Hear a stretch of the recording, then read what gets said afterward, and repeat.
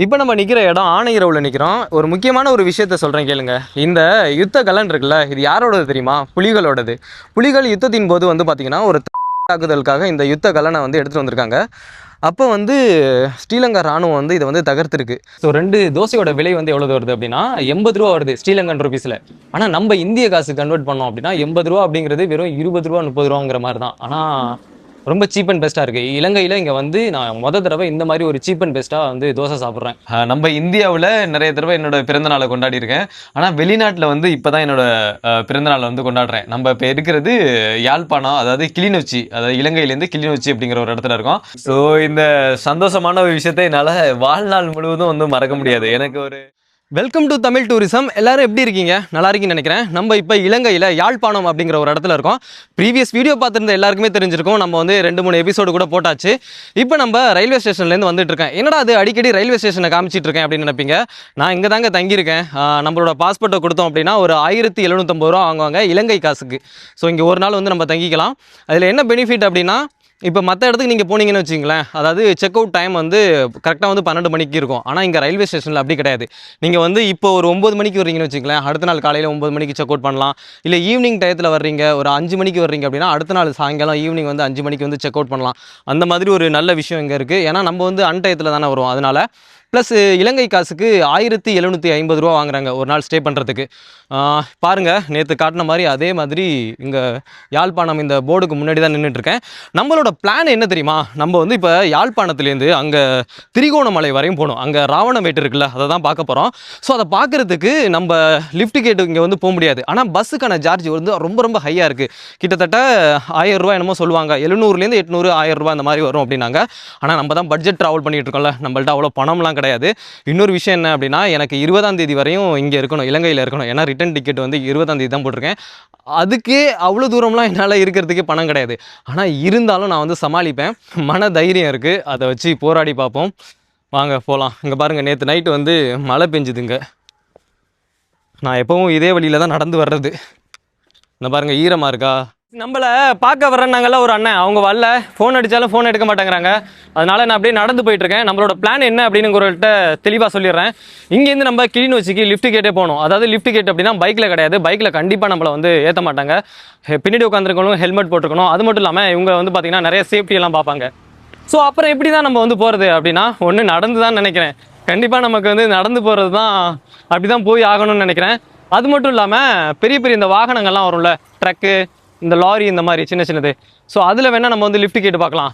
அதனால் நான் இப்போ என்ன பண்ணுறேன் அப்படின்னா, இந்த மாதிரி ரோட்டில் போயிட்டே இருக்கேன். இது சிட்டியை தாண்டிட்டோன்னு வச்சுக்கலேன் கொஞ்சம், அதுக்கப்புறம் நமக்கு வந்து ஈஸியாக இருக்கும் லிஃப்ட் கேட்டுக்கிறதுக்கு. இப்போ இந்த மாதிரி நிறைய கூட்டமாக இருக்கிறதுனால எந்த வாகனம் எங்கே போகுதுன்னே தெரிய மாட்டேங்குது. அதனால் ஒரு 2 கிலோமீட்டர் 3 கிலோமீட்டர் அப்படின்னு போய் பார்ப்போம், யாராவது கூப்பிட்டு போகிறாங்களான்னு பார்ப்போம். இங்கே மட்டும் நம்ம லிஃப்ட் கேட்டுட்டோன்னு வச்சிங்களேன், கேட்டு நம்ம லிஃப்ட் கேட்டே இப்போ ட்ராவல் பண்ணிட்டு இருந்தோம்னு வச்சிங்களேன், இது வந்து ஒரு பயங்கர ஹிஸ்ட்ரியை க்ரியேட் பண்ண மாதிரி. ஏன்னா இங்கே நிறைய பேர் சொல்லிட்டாங்க, வர்ற எல்லாருமே சொன்னாங்க யாருமே லிஃப்ட் கொடுக்க மாட்டாங்க, இங்கே லிஃப்ட் கிடைக்கிறதே ரொம்ப ரொம்ப கஷ்டம் அப்படிங்கிறாங்க. நம்ம பட்ஜெட்டில் ட்ராவல் பண்ணணும் அப்படின்னா இதுதான் ஒரே வழி. ஏன்னா நம்ம பட்ஜெட் ட்ராவலர் ஆச்சு. இந்தியாவிலேயும் இந்த மாதிரி தானே ட்ராவல் பண்ணிகிட்டு இருந்தோம். அது இந்தியா, இது ஸ்ரீலங்கா அப்படிங்கிறீங்களா? பார்ப்போம், ட்ரை பண்ணி பார்ப்போம். இங்கே பாருங்கள், ஓரளவுக்கு நம்ம சிட்டியை விட்டு வெளியில் வந்துட்டோம். கொஞ்சம் அமைதியாக இருக்குது இந்த இடம். அப்பா, அந்த முக்கத்துக்கு போனோம் அப்படின்னா ரோடு இப்படியே இந்த சைடு போகும் அப்படின்னாங்க. இன்னும் வச்சு இங்கேருந்து 63 கிலோமீட்டர் காட்டுது கூகுள் மேப்பில். கிட்டத்தட்ட 1.5 மணி நேரம் 2 மணி நேரம் ஆகும். நம்ம லிஃப்ட் கேட்டே இல்லைன்னா நடந்தே போகிறது அப்படிங்கிறதுனால எவ்வளோ நாள் ஆக போகுதுன்னு தெரில. நடந்து போனால் ரொம்ப ஒரு டிஃபிகல்ட்டாக தான் இருக்குது. இது ஒரு சோதனையான ஒரு பயணமாக இருக்குது. பரவாயில்ல, எதையும் சமாளித்து தான் வரணும். எனக்கு பயம்லாம் எதுவும் கிடையாது. என்ன அது எங்கேயும் போய் மாட்டிக்குவோம் அப்படின்னு சொல்லிட்டு. இதை விட பயங்கரமாக இந்தியாவிலலாம் பார்த்தீங்கன்னா அப்படின்னா காடு மலைகள்லாம் ஏறி வந்தாச்சு. இங்கே என்ன போய் ட்ரை பண்ணி பார்ப்போம்.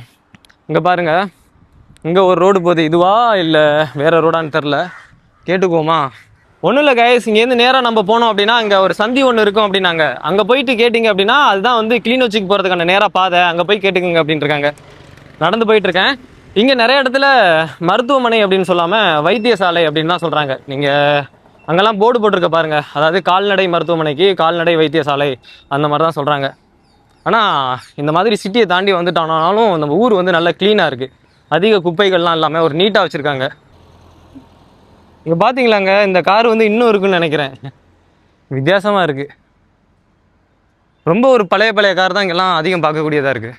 புது கார்கள் இருக்குது, ஆனால் அந்த பழைய கார்கள்லாம் இருக்குல்ல, நம்ம ஊரில் இல்லாத மாதிரி இன்னும் அந்த பழமையான கார்களை வந்து இவங்க பாதுகாத்து இன்னும் ஓட்டிகிட்டு தெரிஞ்சிட்டு இருக்காங்க. இப்போ நம்ம அந்த கிளிநொச்சி போகிறதுக்கான வழியில் வந்து வந்துட்டோம். இதுதான் வந்து கிளிநொச்சி போகிறதுக்கான வழி. நம்ம எங்கேருந்து வந்தோம் அப்படின்னா இது வழியாக வந்தோம். அண்ணா வரலாமா அண்ணா? இது கிளிநொச்சி வரையும் போனோம். இது நான் வந்து யூடியூபர் இந்தியாவிலேருந்து வரேன். கிளிநொச்சி வரையும் போனோம். இது வந்து நான் லிஃப்ட் டிக்கெட் தான் போகணும். வரலாமா? சரி, லிஃப்ட் டிக்கெட் கொடுப்பீங்களா? ஸோ கைஸ், அண்ணன் வந்து நமக்கு லிஃப்ட் கொடுத்தாங்க. இவங்க வந்து கிளிநொச்சி வரையும் போகிறாங்களாம். நம்ம வந்து ஒரு ஹிஸ்ட்ரியை கிரியேட் பண்ணியாச்சு. அதாவது எல்லாரும் சொன்னாங்க இங்கே வந்து லிஃப்ட் கிடைக்கிறது ரொம்ப ரொம்ப கஷ்டம், யாருமே லிஃப்ட் கொடுக்க மாட்டாங்க அப்படின்னு. ஓவராலாக இந்தியா ஃபுல்லாக லிஃப்ட் கேட்டே சுற்றி இருக்கோம். அதே மாதிரி ஸ்ரீலங்காலையும் ஆரம்பிச்சாச்சு. கிளிநொச்சி இங்கேருந்து ஒரு 65 கிலோமீட்டர் சொல்கிறாங்க. ஒரு 1 மணி நேரம் ஆகுமா? 1 மணி நேரம் ஆகும் அப்படிங்கிறாங்க. ஸோ கிளிநொச்சி போயிட்டு நான் வந்து பிளாக் எடுக்கிறேன். அப்படி இல்லைனா போகிற வழியிலே ஏதாவது இன்ட்ரெஸ்டிங்காக ஏதாவது காட்டக்கூடியதாக இருந்ததுன்னா நான் காட்டிட்டு போகிறேன். கைஸ், இதுதான் வந்து லாஸ்ட் சிக்னல் அப்படிங்கிறாங்க யாழ்ப்பாணத்தில். ஆனால் இதோட நேம் என்ன? கொடிக்காமம். கொடிக்காமம் ஊர் வந்துருச்சு. இதுக்கப்புறம் வவுனியா வரையும் சிக்னலே கிடையாதான். எப்படி பிளேஸ் எப்படி இருக்குன்னு பார்த்தீங்களா? இங்கே 2 சைடும் வீட்டுக்கு அந்த பவுண்டரி வந்து கிழுவையை வச்சு அடைச்சிருக்காங்க. இது எங்கள் ஊர்லேயும் இப்படி தான் கிழுவையை வச்சு அடைப்பாங்க. இது அந்த அவங்கெல்லாம் வச்சு அடைச்சிருக்காங்களே, அது நீங்கள் என்ன சொல்லுவீங்க? கிழுவைன்னு தானே? கிழுவை தான். இது எங்கள் ஊரில் ஒரு 20-25 வருஷத்துக்கு முன்னாடி எல்லாரும் வீட்லையும் இதை தான் வச்சு அடைச்சிருந்தாங்க. உங்களுக்கு கொடிகாமண்டபடியா டவுன் சைட்ல இதுலயும் ஒரு சிலர் மதில் ஆகிட்டாங்க. ஓ, அது மதில்ல மதில் நார்மலா மதில் வேற. நீங்க மதில்னு சொல்லுவீங்க, நான் இது சுவர்னு சொல்லுவோம். இப்போ இப்படியே அந்த மரங்களை வச்சு வெட்டி கொஞ்சம் பாதுகாப்புக்கு குறைஞ்சு கொண்டு போறபடியா எல்லாருமே சுவருக்கு. ஓ கைஸ், அங்க பாத்தீங்க பின்னாடி நம்மள ஃபாலோ பண்ணிட்டு அப்படியே அந்த ரயில்வே ட்ராக் வந்துட்டு இருக்கு பாருங்க, சைட்ல தெரியுதா? ட்ரெயின் வந்து இங்கேருந்து கிளிநொச்சிக்கு ட்ரெயின்லாம் இருக்கான். ஆனால் அது வந்து ரொம்ப ரேர் கண்டிஷன், வந்து அடிக்கடி நம்ம இப்போ சௌகரியத்துக்கு போகாது. அதனால தான் நம்ம வந்து ட்ரெயினில் போகல. கைஸ், நீங்கள் பார்க்குறீங்களா, இது வந்து A9 சாலை, அதாவது A9 சாலை அப்படிம்பாங்க. இது வந்து கண்டி வரையும் போதுங்க. இங்கே யாழ்ப்பாணத்துலேருந்து கண்டி வரையும் போது. முன்ன ஒரு விளாக்லேயே நான் அது வந்து சொல்லியிருப்பேன். இந்த சாலையை பற்றி சொல்லணும் அப்படின்னா 2002 தான் இதை வந்து ஓப்பன் பண்ணாங்க. அதுக்கு முன்னாடி யுத்த காலத்தில் இது வந்து முடக்கப்பட்டிருந்தது இந்த சாலை. அதாவது உங்களுக்கு தெரியும், புலிகளுக்கும் இராணுவத்துக்கும் வந்து பார்த்தீங்கன்னா ஒரு 30 வருஷம் யுத்தம் நடந்தது அப்படின்னு சொல்லிட்டு. அந்த யுத்தத்தின் போது வந்து பார்த்தீங்கன்னா இங்கே முகமாலையில் புலிகளோட செக் போஸ்ட், அதாவது சோதனை சாவடி இருந்தது. ஸோ இராணுவத்துக்கான சோதனை சாவடி இதுக்கப்புறம் அங்கேயே இருந்தது தானே? அங்கே இருந்தது அது. ஸோ அந்த ரோடு தான் இது. இப்போ வந்து பளை அப்படிங்கிற ஒரு இடத்துக்கு வந்துட்டோம், டவுனுக்குள்ளே. அப்படியே சேம் பார்க்குறதுக்கு நம்ம ஊரில் தஞ்சாவூர், பட்டுக்கோட்டை, பேராவூர்னி அதே மாதிரி தான் இருக்குது. எந்த ஒரு வித்தியாசம் இல்லை. ஏன்னா இது தமிழர்கள் ஏரியா, அங்கே நம்ம இருக்கிறதும் தமிழர்கள் ஏரியா. பார்க்குறதுக்கு சிமிலராக இருக்கும். இதுவே நீங்கள் கொழும்பு சைடு இந்த சைடெல்லாம் போனீங்க அப்படின்னா அது கொஞ்சம் வித்தியாசமாக இருக்கும்.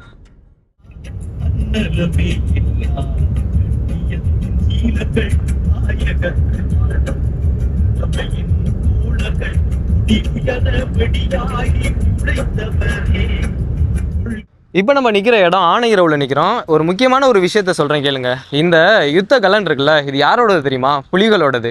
புலிகள் யுத்தத்தின் போது வந்து பார்த்திங்கன்னா ஒரு தாக்குதலுக்காக இந்த யுத்த கலனை வந்து எடுத்துகிட்டு வந்திருக்காங்க. அப்போ வந்து ஸ்ரீலங்கா இராணுவம் வந்து இதை வந்து தகர்த்துருக்கு. ஸோ அதனால அப்படியே கொண்டாந்து இதை வந்து இங்கே வச்சுருக்காங்க. ஸோ இது ஃபுல்லாக வந்து வெடிமருந்து இருந்து தான் அப்போ அந்த சமயத்தில். இதை யார் தகர்த்து எரிஞ்சா அப்படின்னா அங்கே போட்டிருக்காங்க பாருங்கள். ஸோ இவர் வந்து ஒரு ஸ்ரீலங்கன் ஒரு இராணுவ அதிகாரி. அவரோட அந்த சிலையை வச்சு இங்கே வந்து வச்சு ஒரு கௌரவப்படுத்துறதுக்காக இதை வந்து வச்சுருக்காங்க. இதில் தான் அந்த வெடிமருந்து ஏற்றிட்டு வந்தது. இது நடந்து ஒரு 20-25 வருஷம் இருக்கும் அப்படிங்கிறாங்க.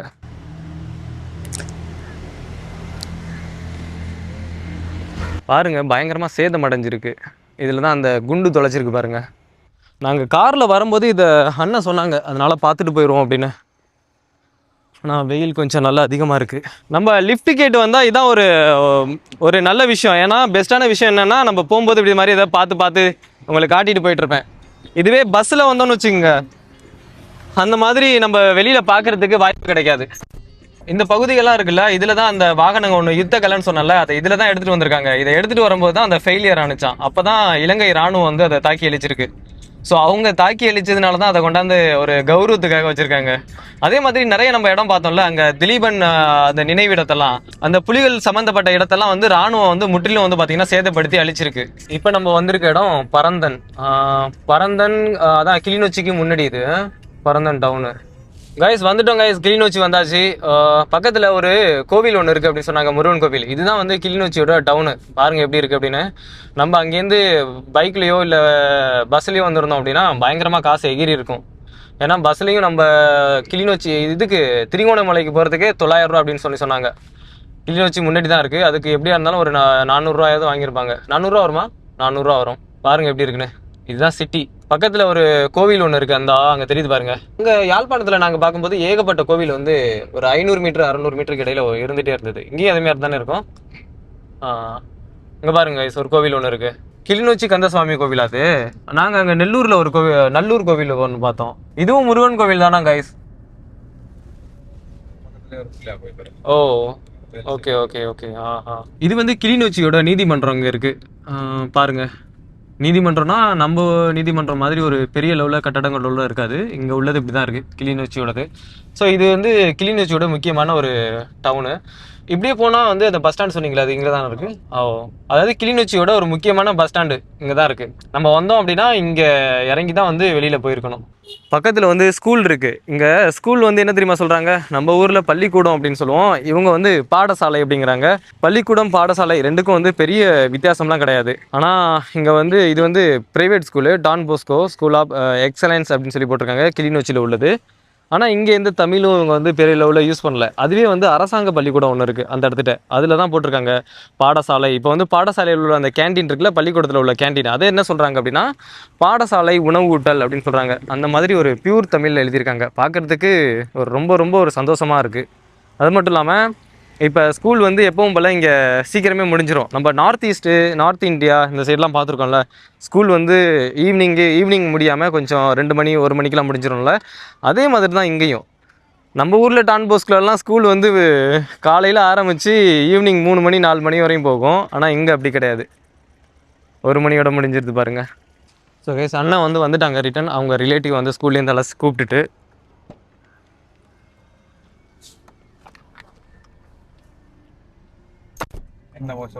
கைஸ், கிளிநொச்சி வந்து இறங்கியாச்சு. அந்த அண்ணன் நம்மளை இங்கே கொண்டாந்து ட்ராப் பண்ணிட்டு போயிட்டாங்க. என்ன ஒன்று அப்படின்னா மழை பெஞ்சிட்டு இருக்கு, இங்கே பாருங்கள் தெரியுது பாருங்கள். அதனால தான் இந்த கடை ஓரமாக நின்றுட்டுருக்கேன். இப்போ நம்ம சாப்பிட போகணும். பக்கத்தில் ஒரு ஹோட்டல் ஒன்று சொன்னாங்க, அம்மாச்சி ஹோட்டலா? அம்மாச்சி ஹோட்டல் தானே. ரொம்ப ஒரு குறைவான விலையில் கிடைக்கும் அப்படின்னு சொல்லிட்டு. நம்ம ஊரில் எப்படி அந்த அம்மா உணவுகள்லாம் இருக்கும்ல, அதே மாதிரி அம்மாச்சி உணவு அப்படின்னு சொல்லிட்டு வெறும் 200 மீட்டர் தான் சொன்னாங்க. சாப்பிட போகலாம் அப்படின்னு பார்த்தா மழை பெஞ்சிட்டு இருக்கு. அந்த கிளிநொச்சி வந்த நேரத்தில் மழை பெய்யுது. இப்போ எங்கே நம்ம போயிட்டு சுற்றி பார்க்குறது?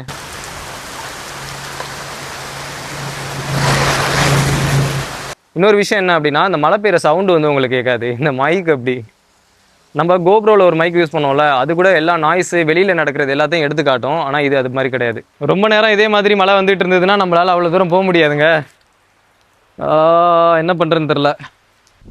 கைஸ், மழை பேஞ்சாலும் பரவாயில்ல அப்படின்னு சொல்லிட்டு ஓடிட்டு இருக்கேன். ஏன்னா சாப்பாடு அங்கே முடிஞ்சு போச்சுன்னு வச்சுக்கலாம், பெரிய பிரச்சனை போயிடும். வாங்க அப்படியே நடந்து போயிட்டே இருக்கலாம். ரொம்ப தூரம் நடந்து போகணும்.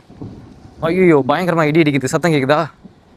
இது நாய்ஸை வந்து ரெடியூஸ் பண்ணும் இந்த மைக்கு. அதனால் உங்களுக்கு இடி இடிக்கிற சவுண்டு கேட்காது. ஃபோனெல்லாம் நனைஞ்சு போயிடாமல். ஐயோ, பயங்கரமாக இடி இடிக்க போகுது, மன்னுது பாருங்க. நம்ம வந்த நேரமும் கேட்குதா என்னன்னு தெரில உங்களுக்கு. நம்ம வந்த நேரமும் என்னமோ கிளிநொச்சியில் மழை போட்டு வெளுத்து வாங்குது. இங்கே புலிகளோட தலைமைச் செயலகம் இருக்குது. ஸோ அதை நான் உங்களுக்கு காமிக்கிறேன். அதாவது இருக்குது அப்படின்னு சொல்கிறத விட இருந்தது ஒரு காலத்தில். ஸோ இது இப்போ இந்த டயத்தில் எப்படி இருக்குது அப்படின்னு சொல்லிட்டு எனக்கு சரியாக தெரில. அதை காமிக்கிறேன் நான், தலைமைச் செயலகத்தை. அது மட்டும் இல்லாமல் யுத்தத்தில் பாதிக்கப்பட்ட வீடுகள்லாம் இங்கே நிறைய இருக்குது. அதாவது சுவர்கள் எல்லாம் வந்து பார்த்திங்கன்னா உடஞ்சி அந்த குண்டு தொலைச்சிருக்கும்ல, துப்பாக்கி குண்டுகள், பீரங்கி குண்டுகள், அதெல்லாம் தொலைச்ச இடம்லாம் நிறைய வீடுகள் வந்து இங்கே இருக்குது. பார்ப்போம். அதே மாதிரி முல்லைத்தீவு புதுக்குடியிருப்பு சைடு போனோம் அப்படின்னா இன்னும் வந்து அந்த யுத்தத்தில் சேதமடைஞ்ச வீடுகளை வந்து பார்க்கலாம் அப்படிங்கிறாங்க. கிளிநொச்சி ஒரு காலத்தில் புலிகளோட அதாவது பிரதான ஒரு ஹெட் குவார்ட்டர்ஸாக இருந்தது அப்படிங்கிறாங்க. அப்பா பயங்கரமாக இருக்குங்க காற்று. நான் பேசுகிறதே முதல்ல கேட்குதானேன்னு தெரில. வீடியோவை எடிட் பண்ணும்போது தான் செக் பண்ணி பார்க்கணும். கிளிநொச்சி வரையும் நம்ம வந்து லிஃப்ட் கேட்டு வந்தாச்சு. இன்னும் அங்கே திரிகோணமலைக்கு போகிறதுக்கு 200 கிலோமீட்டர் சம்திங்கும் என்னமோ இருக்குது. அதையும் நம்ம வந்து லிஃப்ட் கேட்டு போயிட்டோம் அப்படின்னா ரொம்ப ஒரு பெரிய சாதனை மாதிரி. இது பைக்கு குறுக்க வருது, அவர் எந்த இதில் வந்துட்டு இருக்காரு நானும் கவனிக்கல. கடவுள் என்னமோ வழி விட்டுட்டாரு, மழை பெய்யாமல். நம்ம அம்மாச்சி உணவகத்தை தேடி போயிட்டுருக்கோம். வித்தியாசமாக இருக்குது அம்மாச்சி உணவகம் அப்படிங்கவும். அங்கே போயிட்டு தான் தெரியும் ஒருவேளை ஹோட்டல் மூடியாச்சா இல்லை அப்படின்னு. கைஸ் நம்ம வந்து அம்மாச்சி உணவகத்தை கண்டுபிடிச்சி வந்தாச்சு. இங்கே தான் இருக்குது பக்கத்துலேயே. உள்ளர போய் பார்ப்போம் சாப்பாடு இருக்கா இல்லை அப்படின்னு. விலை பட்டியெல்லாம் போட்டிருக்காங்க. வந்த உடனே டோக்கன் வாங்கணுமா? ஸோ கைஸ் தோசை வந்து ஆர்டர் பண்ணியாச்சு. 2 தோசை ஆர்டர் பண்ணனா இங்கே வந்து சாப்பாடு வந்து இல்லை அப்படின்னாங்க. தோசை தான் இருக்கான். ஸோ 2 தோசையோட விலை வந்து எவ்வளோ வருது அப்படின்னா 80 ரூபா வருது ஸ்ரீலங்கன் ருபீஸில். ஆனால் நம்ம இந்திய காசு கன்வெர்ட் பண்ணோம் அப்படின்னா 80 ரூபா அப்படிங்கிறது வெறும் 20 ரூபா 30 ரூபாங்கிற மாதிரி தான். ஆனால் ரொம்ப சீப் அண்ட் பெஸ்ட்டாக இருக்குது. இலங்கையில் இங்கே வந்து நான் தடவை இந்த மாதிரி ஒரு சீப் அண்ட் பெஸ்ட்டாக வந்து தோசை சாப்பிட்றேன். ரொம்ப நல்லா இருக்குது. கொஞ்சம் முன்னாடியே வந்திருந்தோம் அப்படின்னா சாப்பாடு கிடச்சிருக்கும் அப்படின்னாங்க. சாப்பிட்டு பார்த்துட்டு நான் சொல்கிறேன் எப்படி இருக்குன்னு. கைஸ் மறுபடியும் போயிட்டு ஒரு தோசை வாங்கிட்டு வந்தேன். அந்த அக்கா பார்க்குறாங்க, என்னடா அது மறுபடியும் தோசை வாங்கிட்டு இருக்கேன். ப்ளஸ் வந்து மாம்பழ ஜூஸ் ஒன்று வாங்கினேன். கொஞ்சம் வெயில் கொஞ்சம் அதிகமாக இருக்கா, அதனால தான் மாம்பழ ஜூஸு. இவங்க சொன்னாங்க, நான் கேட்டேன் கூல்ட்ரிங்க்ஸ் எதுவும் இருக்காமா அப்படின்னு சொல்லிட்டு. அவங்க சொன்னாங்க கூல்ட்ரிங்க்ஸா அப்படின்னா அப்படின்னு பழச்சாறு அப்படின்னு சொல்லுங்கள் அப்படின்னு சொல்கிறாங்க. ஸோ இங்கே வந்து தமிழ் வந்து பியூர் தமிழ். இப்போ நம்ம சாப்பிட்டுட்டு அப்படியே நடந்து போயிட்டுருக்கோம். ஒரு ஜூஸ் ஒன்று குடித்தேன், அவ்வளோதான். முன்னாடியே உங்கள்கிட்ட காட்டினால. இப்போ அந்த புலிகளோட அலுவலகம் ஒன்று இருந்துச்சுன்னு சொன்னல, தலைமை அலுவலகம் முன்னாடி யுத்தம் நடந்தப்போ. ஸோ அந்த இடத்த இப்போ எல்லாம் என்ன சொல்கிறாங்கன்னா அதெல்லாம் இடித்து தரைமட்டமாக ஆக்கிருச்சு ஆர்மி, இப்போ எதுவுமே கிடையாதுங்க, வேற ஒரு வீடுகள் தான் இங்கே இருக்குது அப்படிங்கிறாங்க. அதை போயிட்டு நம்ம என்னத்தை காட்டுறது? ஏன்னா ஒரு இடிஞ்ச நிலையில் இருந்தால் கூட வந்து காட்டலாம். இதுதான் வந்து அந்த காலத்தில் புலிகளோட தலைமைச் செயலகம் அப்படின்னு சொல்லிட்டு. இப்போ ஃபுல்லாக அந்த மாதிரி ஒரு சமதள பரப்பாக இருக்கான், இப்போது எதுவுமே கிடையாதான். ஸோ அதனால் அதை என்னத்தை காட்டுறது அப்படின்னு சொல்லிட்டு நேராக நடந்து போயிட்டுருக்கேன். இங்கே ஏதாவது ஹோட்டல் பார்க்கணும் தங்குறதுக்கு. இன்னொரு விஷயம் என்ன அப்படின்னா, நாளைக்கு என்னோட பர்த்டே, என்னோட பிறந்தநாளை வந்து கொண்டாடுறதுக்காக நான் கொஞ்சம் ரெடியாக வேண்டியது இருக்குது. தமிழ்நாட்டிலலாம் கொண்டாடி இருக்கோம். முதல் முறையாக ஒரு வெளிநாட்டில் வந்து கொண்டாட போகிறோம். ஒரு 5 மினிட்ஸில் வந்துடுறேன். ஸோ கைஸ் நான் வந்து இலங்கையில் என்னோட பிறந்தநாளை வந்து கொண்டாடிட்டு இருக்கேன். ரொம்ப ஒரு பெரிய சந்தோஷமாக இருக்குது. அதாவது சித்திரை 23 என்னோட பிறந்தநாள். சித்திரை 23 நாளைக்கு ஆரம்பிக்குது. அதாவது 12 மணி ஆகிடுச்சு. ஸோ அதனால் என்னோடய பிறந்தநாளை வந்து கொண்டாடுறேன். இது வந்து ரொம்ப ஒரு பெரிய சந்தோஷமாக இருக்குது. ஏன்னா ஒரு வெளிநாட்டில் வந்து என்னோடய பிறந்தநாளை கொண்டாடுறது இதுவே தான் ஒரு முதல் முறை. நம்ம இந்தியாவில் நிறைய தடவை என்னோடய பிறந்தநாளை கொண்டாடியிருக்கேன். ஆனால் வெளிநாட்டில் வந்து இப்போ தான் என்னோடய பிறந்தநாளை வந்து கொண்டாடுறேன். நம்ம இப்போ இருக்கிறது யாழ்ப்பாணம், அதாவது கிளிநொச்சி, அதாவது இலங்கையிலேருந்து கிளிநொச்சி அப்படிங்கிற ஒரு இடத்துல இருக்கோம். நம்ம ட்ராவல் பண்ணி வந்துட்டு இருக்கும்போது அண்ணன்ட்ட சொன்னேன், அண்ணன் இன்னைக்கு என்னோட பிறந்தநாள் அப்படின்னு சொல்லிட்டு. ஸோ அண்ணன் வந்து நமக்காக கேக்கெல்லாம் வாங்கி வந்து வெட்டி வச்சு ஸோ செலிப்ரேட் பண்ண சொன்னாங்க. எனக்கு அதாவது இது எப்படி இருக்குது அப்படின்னா ரொம்ப ஒரு பெரிய சந்தோஷமாக இருக்குது. ஏன்னா இதுவரை நான் எக்ஸ்பெக்ட் பண்ணாதது. ஏன்னா ஒரு வெளிநாட்டில் வந்து நம்மளோட பிறந்தநாளை கொண்டாட சொல்லி சொல்கிறாங்க அப்படின்னா எவ்வளோ ஒரு பெரிய விஷயம். ஏன்னா இந்தியாவில் கொண்டாடுறது ஒரு விதமாக இருந்தாலும் வெளிநாட்டில் கொண்டாடுறது ஒரு பெரிய விஷயந்தான். சரி, இதில் என்ன எழுதியிருக்கு அப்படின்னா ஹாப்பி பர்த்டே ராம் அப்படின்னு சொல்லி எழுதியிருக்கீங்க பாருங்கள். அதெல்லாம் வெட்டியிருக்காங்க பாருங்கள், தெரியுதா? ஹாப்பி பர்த்டே ராம் அப்படின்னு சொல்லி போட்டிருக்கு. சரி, இது கேக்கு இந்த கத்தி தானா? Okay okay. இது எப்படி? ஓகே இப்படி. Okay okay. நீங்க முதல்ல சாப்பிடுங்க. இல்ல இல்ல இல்ல இல்ல இல்ல நீங்க நீங்க என்ன, எனக்கு வேணாம். Okay, happy birthday Ram. Thank you. Okay, happy birthday, வாழ்த்துக்கள். அவங்க அவங்க அவங்க இல்ல ஒன்றும் பிரச்சனை இல்லை. இல்ல நல்ல நித்திர இல்ல ஒன்றும் பிரச்சனை இல்லை. இது இருந்தாங்க அண்ணா. Okay okay, thank you. சரி